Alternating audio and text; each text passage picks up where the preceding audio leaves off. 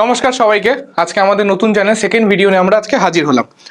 আজকে ফার্স্ট এই ভিডিওটা আমি স্টার্ট করব, তারপর রাজ আসবে, এসে পুরো কেস স্টাডিটা করবে। আজকে একটা খুব ইউনিক টপিক আপনাদের জন্য, টু অল ইনভেস্টার্স প্লাস যারা আমাদের সাথে পরবর্তীকালে জয়েন করবেন আর এই ভিডিওটা দেখে ইচ্ছুক যারা আছেন আমাদেরকে কন্ট্যাক্ট করবেন। টপিকটা খুবই ইন্টারেস্টিং।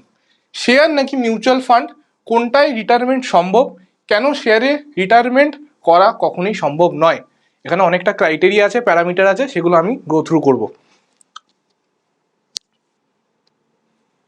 আচ্ছা, অলরেডি আপনাদের জন্য হাইলাইট করে রেখেছি স্টকস ভার্সেস মিউচুয়াল ফান্ড। সবাই জানেন, ভাববেন না যে আমরা মিউচুয়াল ফান্ডে ইয়ার এন্ড হোল্ডার আছি বলে আমরা প্রমোট করছি। যেটা স্পেসিফিক লজিক আছে, তার ক্রাইটেরিয়া আছে, প্যারামিটারগুলো আছে, সব আপনাদের কাছে এরকম করে আমরা স্পেসিফাইড করে রেখেছি। ফার্স্টে চলে আসছি স্টকসে। No specific target. এটার মানে কি বেশি রিটার্ন পাওয়া যাবে না? পাওয়া যাবে, কিন্তু টার্গেটটাকে আপনাকে সোল নিজেকে করতে হবে, উইদাউট এনি অ্যাডভাইজার। এখানে স্পেসিফিক গোল বেসড আছে, কেন কি ফান্ডে আমরা সামলাচ্ছি না, ফান্ড ম্যানেজাররা সামলাচ্ছে। তাদের কাছে একটা এক্সপিরিয়েন্স আছে, ডিগ্রি আছে, মার্কেট ভলিটিলিটিটাকে কীরমভাবে ক্যাপচার করতে হয়, কীরমভাবে কখন এক্সিট নিতে হয়, এন্ট্রি নিতে হয়, আপনার বা আমাদের থেকে তারা বেশি ভালো বুঝবে। সেকেন্ড, কনফার্ম রিটায়ারমেন্ট নেই এখানে। কনফার্ম রিটায়ারমেন্ট কেন? কনফার্ম রিটায়ারমেন্ট অলরেডি এটা গোল্ড বেসড। আবার স্টার্টিংয়ে বলছি, এটা গোল বেসড। মিউচুয়াল ফান্ড কিন্তু তাড়াতাড়ি বড়লোক হওয়ার জায়গা না, এটা আমাদেরকে একটা কর্পাস বানিয়ে দেবে। কর্পাসটা কিন্তু 1 বছর, 2 বছর, 3 বছরে না, একটা 7 ইয়ার্স বা 10 ইয়ার্স বা 15 ইয়ার্সের হরাইজনে আমরা পাচ্ছি। এখানে কিন্তু কনফার্ম রিটায়ারমেন্ট নেই। High research. হাই রিসার্চ কেন? হাই রিসার্চে একটাই কারণ, এখানে আবার ফান্ড ম্যানেজার নেই, এখানে আপনাকে নিজস্বভাবে রিসার্চ করতে হবে। এখানে কিন্তু আপনাকে রিসার্চ দরকার নেই, আপনি জাস্ট ফান্ডের এনএভিটাকে দেখছেন, বাস্কেট অফ স্টকসগুলোকে দেখছেন। ওই ফান্ড ম্যানেজারের উপর আমাদেরকে ছেড়ে দিতে হচ্ছে যে কোয়ার্টারলি কত ফ্রিকোয়েন্সি অফ স্টকসগুলোকে চেঞ্জ করবে। আপনার রিস্ক অ্যাপিটাইট করলেই কিন্তু বাস্কেটগুলোকে ক্রিয়েট করেছে। আপনাকে একটা ডিকসন কিনতে হবে না 10,000 টাকা দিয়ে, বা আপনাকে একটা অ্যাপোলো কিনতে হবে না, আপনাকে স্পেসিফিক কোনো স্টক কিনতে হচ্ছে না। ওখানে কিন্তু অলরেডি একটা বাস্কেট অফ স্টকস আমার মিউচুয়াল ফান্ডে ক্রিয়েট করা আছে, যেখানে কিন্তু একটা স্পেসিফিক স্টকে কখনোই সম্ভব না। এর আগেও ইউনাইটেড আছে, সুজলন আছে, যখন হায়ার প্রাইসে কিনেছিল, ইয়েস ব্যাংক সবচেয়ে বড় এক্সাম্পল। যখন কোনো একটা স্পেসিফিক স্টকে আপনারা এন্ট্রি নেবেন without any research, without any stop loss, without any target, তখন কিন্তু রিস্ক সবসময় থেকে যাচ্ছে। তাই প্রত্যেকটা কিন্তু ইন্টারলিঙ্ক। কনফার্ম রিটায়ারমেন্টও হচ্ছে না, হাই রিসার্চও লাগছে। ফোর্থ পয়েন্টটা আমি আর এক্সপ্লেন করলাম না। No experience fund manager. অবশ্যই ফান্ড ম্যানেজার ছাড়া মিউচুয়াল ফান্ড কখনো কনসিস্টই করবে না, কখনো ক্রিয়েটই হবে না। আরেকটা হচ্ছে time loss in active income. আর এখানে হচ্ছে আপনাকে ইনকেস এখানে আপনাকে কোনো মাথা গলাতে হচ্ছে না, প্যাসিভের মতোই রাখতে দিচ্ছেন। আপনি একটা ধরুন প্রফেশন আছেন, আপনি ধরুন এভিয়েশন ইন্ডাস্ট্রিতে আছেন, বা আপনি একটা এমআর আছেন, যেটা আমাদের সবার একটা কর্মজীবন আছে। এখানে কিন্তু ট্রেডিংটা কিন্তু অত সহজ না। এখানে আপনার যেটা আছে, আপনাদের প্রফেশন ছেড়ে ট্রেডিং বা যে কোনো কিছু অ্যাক্টিভ ইনভেস্টমেন্ট ইন স্টকস কিন্তু উইদাউট টাইম বা উইদাউট রিসার্চ আপনাদের পক্ষে সম্ভব না। আপনাকে যথেষ্ট সময় দিতে হবে, আপনার অ্যাক্টিভ প্রফেশনে কিন্তু ইম্প্যাক্ট পড়বে, যেখানে কিন্তু মিউচুয়াল ফান্ডে অত পড়বে না। মিউচুয়াল ফান্ড কিন্তু ট্রেডিংয়ের মতো না, মার্কেট আওয়ার্সের সাথে রিলেশন নেই। হতে পারে যে একটা দিনে এনইভি কম পেলাম, একটা দিনে এনইভিটা বেশি পেলাম, সেটা কোনো রিসার্চ করা যায়, গ্যাপ আপ গ্যাপ ডাউনটাকে প্রেডিক্ট করা যায়, যথেষ্ট এখন এআই এর ফিচার্স আছে। কিন্তু অ্যাক্টিভ মার্কেটে আপনাকে ট্রেড করতে হচ্ছে না, বা এই টাইমই আমাকে এন্ট্রি নিতে হবে, বা এখানে স্প্লিট হচ্ছে, বা স্টকের এখানে আমাকে আরও রিসার্চ করতে হচ্ছে, সেইগুলো কিন্তু আমাদেরকে লাগছে না। যেটাও মিউচুয়াল ফান্ডে অনেক আছে, 7-5-3:2-1 রেশিও, এরকম অনেক স্ট্র্যাটেজি আছে। 7 ইয়ারের হরাইজন, 5টা ডাইভার্সিফিকেশন স্টক করলাম, 3 বছর পর, যেটা 10 ইয়ার্স, আফটার 7 ইয়ার্সের পর আরও 3টে বছর যেখানে আমি কম্পাউন্ডিং হতে দিলাম, আফটার 10th ইয়ারের পর কম্পাউন্ডিংটা বাড়লো। তো মিউচুয়াল ফান্ড কিন্তু একটা গোল বেস ইনভেস্টিং। স্টক কিন্তু হায়ার রিটার্নস দিতে পারে, কিন্তু সেখানে কিন্তু হায়ার রিস্ক, হায়ার লসেসও আছে। You have to be independent on your own. এখানে কিন্তু আপনাদের জন্য ফান্ড ম্যানেজার কিন্তু কাজ করছে। নেক্সট যে কেস স্টাডিগুলো আছে, রাজ পুরোপুরি আপনাদেরকে বোঝাবে। এখান থেকে রাজ টেক ওভার করবে। তো একটা নতুন কেস স্টাডি আমি করে দিচ্ছি, যেটা হচ্ছে 10 ইয়ার্স অ্যাগো রিটায়ারমেন্ট প্ল্যান। মানে 10 বছর আগে কেউ যদি আজকে রিটায়ারমেন্টের কথা ভাবতেন, 2015-2025 সালে আমি রিটায়ারমেন্ট নেবো 2015 সালে, 15 সাল থেকে, তো তাহলে কি হতো? তো টাটা মোটরস আছে, কেউ একজন নাম্বার ওয়ান যে আছে, যে টাটা মোটরসে ইনভেস্ট করে ভাবছে আমি রিটায়ারমেন্ট নেবো। মিউচুয়াল ফান্ডে ইনভেস্ট করবোই না, কেন করবো? তো 10 লাখ টাকা ইনভেস্ট করবো, কি হবে? 30-40 লাখ টাকা হবে, কি হবে? তার থেকে টাটা মোটরসে ইনভেস্ট করি, অ্যাটলিস্ট 80 লাখ, বা 10 গুণ 10 বছরে 1 কোটি তো হবে, বেশি পাবো, মিউচুয়াল ফান্ডের দ্বিগুণ পাবো বা কিছু। তো একজন বললো, ঠিক আছে টাটা মোটরস তো গুড সিলেকশন, বাট আমি HUL, যেটা সবসময় দৈনিক আমি ইউজ করি, হিন্দুস্তান ইউনিলিভারের আমি অনেক খাবার খাই, অনেক দৈনিক জীবন ইউজ করি, সাবান, শ্যাম্পু সব কিছু ইউজ করি। আর একজন 3 নম্বর বললো আমি কিছু ডিভিডেন্ডও পাবো, প্লাস আমি বেদান্তার মতো একটা ভালো স্টকে ইনভেস্ট করি। ঠিক আছে, কিছু ডিসঅ্যাডভান্টেজ কিছু অ্যাডভান্টেজ সেটা থাকবেই, লাকের উপর, এটা লাক ফ্যাক্টরে চলে গেল, বিকজ ইন্ডিভিজুয়াল স্টকস। এইবার চেক করা যাক, দেখুন আমি কিন্তু বাজে সিলেকশন করিনি, HUL, টাটা মোটরস, বেদান্তা তিনটেই ভালো ভালো স্টক। এমন না আমি সুজলনের কথা আমি আপনাকে বলে এক্সাম্পল নিচ্ছি। তো সেই ক্ষেত্রে এইবার দেখা যাক যে 10 বছর আগে কেউ যদি আজকের দিনে ইনভেস্ট করেছে তাহলে তার ভ্যালিউটা কত আছে, অ্যান্ড তারপরে আমরা মিউচুয়াল ফান্ডের দিকে যাব। তো টাটা মোটরসে আমরা যদি যাই, আজকের দাম চলছে 683 পয়েন্ট কত 80, মানে 700 টাকারও নিচে, 683। ম্যাক্সিমাম চার্টে গেলাম, যেখানে আজকের থেকে 10 বছর মানে অ্যাপ্রক্সিমেটলি 2015 বলতে পারি। তো 2015 সালে 550-600 টাকার কাছাকাছি ছিল, 550-600।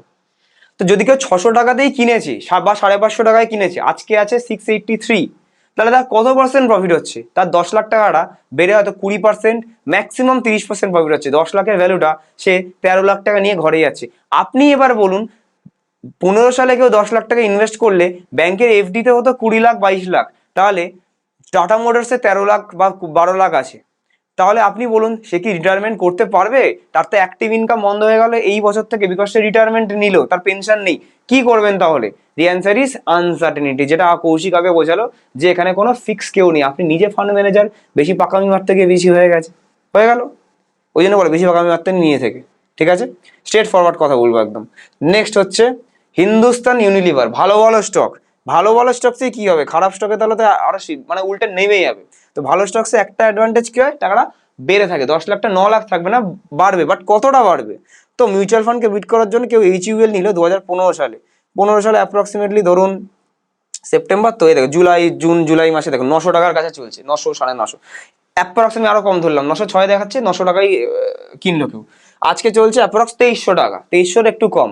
তো 900 কিনে 1800 মানে দ্বিগুণ হলো, 2300 মানে অ্যাপ্রক্সিমেটলি ধরতে পারেন আড়াই গুণ। 10 লাখের ভ্যালুটা 2.5 লক্ষ টাকা, সরি 10 লাখের ভ্যালুটা 25 লাখ টাকা সে পেলো। তো 25 লাখে কি রিটায়ারমেন্ট সম্ভব? অবশ্যই সম্ভব, বাট একদম লাইফস্টাইল স্যাক্রিফাইস করতে হবে, রাইট? 10 লাখটা কত হলো? 25 লাখ হলো। বেদান্তা, বেদান্তা 2015 কেউ কিনেছে, লাস্ট স্টকের একটা এক্সাম্পল নিই। এইটা কি হয়েছে এবার দেখা যাক।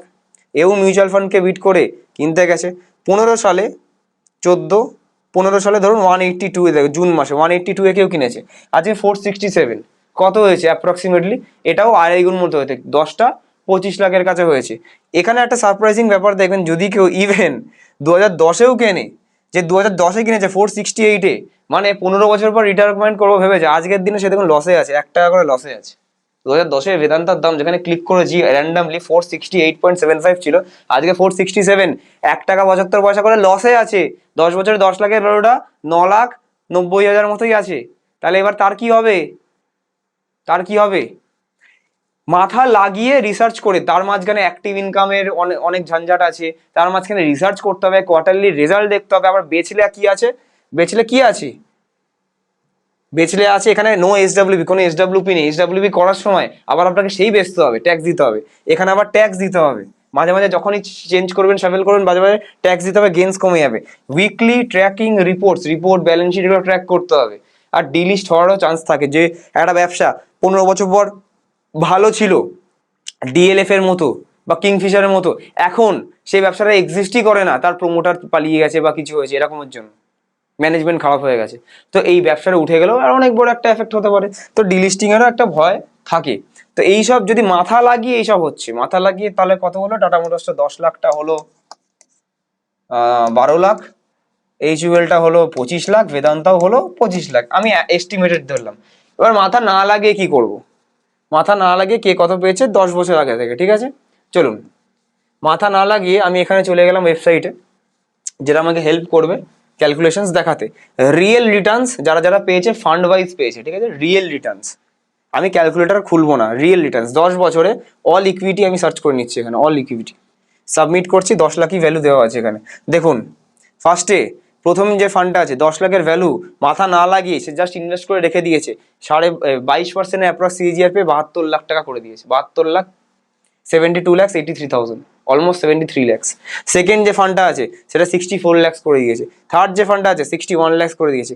আমি যেটা বলি অ্যাগ্রেসিভে 18%ও যদি চলে আসে ঠিকঠাক মাথা লাগিয়ে, বা কোনো 18% নিজে থেকে আনা সম্ভব না, কোনো অ্যাডভাইজারের কাছে গেলেন, আমাদের মতো অ্যাডভাইজারের কাছে আসলে নিচে নাম্বার দেওয়া আছে, রাত 8টার পর সানডে ছাড়া ফোন করলেন, এরকম করে করলেন 18%-এ দেখুন 10 লাখটা মাথা না লাগিয়ে 50 লাখ। তাহলে মাথা কেন লাগাবো? এখানে এক্সপেন্স রেশিও, রেগুলার ফান্ড কিন্তু সব রেগুলার প্ল্যান, এক্সপেন্স রেশিও কেটে কুটে ফান্ড ম্যানেজারের চার্জ দিয়ে কমিশন দিয়ে সবকিছু কেটে কুটে এটাই আসছে। মানে এই যে 52,69,662 এইটা যদি আজকে তোলেন এই 662ই পাবেন, এখান থেকে কেটে কুটে কিছু পাবেন না। হ্যাঁ, এখান থেকে কিছু হয়তো পুরোটা বেচে ট্যাক্স দিতে হতে পারে 12.5% ট্যাক্স, সেটা আলাদা। এইটা যদি কেউ বেচে আজকের দিনে ট্যাক্স হবে অ্যাপ্রক্সিমেটলি 5 লাখ টাকার মতো ট্যাক্স হবে, 4.5 থেকে 5 লাখ, 5 লাখ মাইনাস করুন তাও 47-48 লাখ টাকা হয়, রেখে দিলে তো আরো হবে। তো এইটাই হচ্ছে আনসার্টেনিটি ব্যাপার। এবার আপনি নিজে থেকে ক্যালকুলেট করতে পারছেন 12%, 15%, 18% কি হবে না হবে ডিপেন্ডিং আপন দ্য ফান্ড। কারোর কাছে অ্যাডভাইজারের কাছে আছে, সে বলে দিচ্ছে 10 বছর পর প্রজেকশন কি করে হবে সেটা বলে দিল, কিন্তু স্টকে কি কেউ বলতে পারবে স্টকটা আদৌ থাকবে কিনা 10 বছর পর, বা আজকে ব্যবসা করছে ভালো তারপরে কোনো কম্পিটিটর চলে আসবে কিনা সেটাই জানি না। এশিয়ান পেন্টসের আগে খুব ভালো চলতো, এখন এশিয়ান পেন্টসের এত কম্পিটিটর বেড়ে গেছে, এআই এর যুগ চলে গেছে, নিজে এনহ্যান্স করেনি বিজনেস চলছে না, এখন কি করা যাবে এশিয়ান পেন্টস কিনে যারা যারা ভুগছেন এখন, তাই না? তো সেই ক্ষেত্রে আমার মতে কি করা উচিত? স্টকস কি কেনা উচিত না? The answer is no, stocks কেনা উচিত, বাট যতক্ষণ ফার্স্ট আপনার গোল কমপ্লিট হয়ে যাচ্ছে, মানে যারা মিডিল ক্লাস আছে তাদের জন্য গোল হয় 1 crore, যতক্ষণ সেটা 10 বছর লাগুক, 15 লাগুক, 20 লাগুক, 20 বছর লাগুক, 1 crore যেদিন অবধি পৌঁছাচ্ছে সেটা আমি মিউচুয়াল ফান্ড দিয়ে পৌঁছাবো। যেদিন 1 crore পৌঁছাচ্ছে আমি এখান থেকে 10-20% বেচবো, মানে 10-20 লাখ টাকা বেচবো, বেচে আমি তারপরে স্টকস কিনবো নিজের ইচ্ছে মতো। বাট এই যতক্ষণ এটা পৌঁছাচ্ছে ততক্ষণ করবো না। কেন করবো না? সিম্পল অ্যান্সার, এটা নাও হতে পারে, যেমনি আমি দেখালাম। তো কিছু না মাথা না লাগিয়ে 18%-এ কত হয়েছে? 22%টা ধরছি না, 10 লাখে 53 lakhs হয়েছে। কেউ কোনো স্টক বিট করতে পারবে না, কারণ ওর ভিতরে স্টকই আছে। ফান্ড ম্যানেজার কোনটা টাটা মোটরস কখন নিতে হবে কখন ছাড়তে হবে সেগুলো ঠিকঠাক করেছে, ছেড়েছে ভালো ঠিকঠাক সময়, তাই জন্যই এই রিটার্নটা এসছে। আপনারা তো ছাড়বেন না, আপনারা তো বোঝেন না, না জানেন পিই রেশিও, না জানেন পিবি রেশিও বেসিক্স, না জানেন ব্যালেন্স শিট দেখতে, কোনো কিছু নলেজ নেই। যদি নলেজ না থাকে কোনো অসুবিধা নেই, মিউচুয়াল ফান্ডে করুন। বাকি কিভাবে কি আমরা মিউচুয়াল ফান্ডে হেল্প করতে পারবো, আপনার যদি গাইডেন্সের অভাব হয় বা কিছু, এন্ড এই চ্যানেলটা কিভাবে হেল্প করতে পারবো, প্লাস আমরা কিভাবে হেল্প করতে পারবো, কৌশিক তো লাস্টে আছে অ্যাজ আ হোস্ট, তো কনক্লুড করে দিচ্ছি। তো আশা করি রাত যেটা বোঝালো সুন্দর করে কেস স্টাডিটা আপনাদের জন্য করেছে, সবাই বুঝতে পেরেছেন। এখানে সেম যেটা আছে থাম্বনেলটা দেওয়া রইলো। এভাবে আমি কনক্লুড করতে চাই যে এই যে আপনাদের জন্য এগুলো ইনভেস্টার অ্যাওয়ারনেস, আমরা কিন্তু কোনো ইনডিউসমেন্ট করছি না, আমরা চাই একটা রিজনেবল রেট অফ রিটার্ন, যাতে ব্যাংক এফডির থেকে আপনারা বেশি রিটার্ন পান। আলটিমেটলি আমরা কিন্তু এই একটা মানে পরিকল্পনা নিয়ে এগোচ্ছি আপনাদের জন্যই, যে বলতে পারেন পরবর্তীকালে আসছে 5 বছর 10 বছর পর যে ছেলেগুলো কিন্তু কিছু করে দিয়েছে আমাদের জন্য। আমি অবশ্যই চাইবো কারো একটা স্বপ্ন 3 BHK ফ্ল্যাট কেনার, কারো একটা স্বপ্ন বাড়ি বানানোর, কারো একটা স্বপ্ন একটা লাক্সারি গাড়ি কেনার, এগুলো কিন্তু মিউচুয়াল ফান্ড দিয়েই সম্ভব। গোল্ড বেসড ইনভেস্টিং অবশ্যই একাও আপনারাও পারবেন, এটা আমাদের থ্রুতেও পারবেন, কিন্তু অ্যাটলিস্ট যেটা ভলেটিলিটিটা ওটা কিন্তু আমরা আপনাদের থেকে বেটার ম্যানেজ করতে পারবো। যার যেটা প্রফেশন সে কিন্তু বেটার। আমি কখন বলতে পারি না একটা ডাক্তারকে আপনি কিন্তু মাইক্রো সার্জারি না করে ম্যাক্রো সার্জারি করুন, যার কাজ তাকেই মানায়। আচ্ছা, তো ফার্স্ট ভিডিও আর সেকেন্ড ভিডিওতে যারা কমেন্ট করেছেন, থার্ড ভিডিওতে যে আসছে ভিডিওটা আসবে, কমেন্টগুলো নেওয়া হবে, সবাইকে রিপ্লাই দেওয়া হবে। আশা করি এই ভিডিওতে আমাদেরকে সাবস্ক্রাইব করবেন, লাইক দেবেন। আশা করি ভালো থাকবেন, সুস্থ থাকবেন। আর যে নাম্বারগুলো দেওয়া আছে নিচে কল করে নেবেন 8টা থেকে 11টার মধ্যে রাত্রিবেলা। Thank you.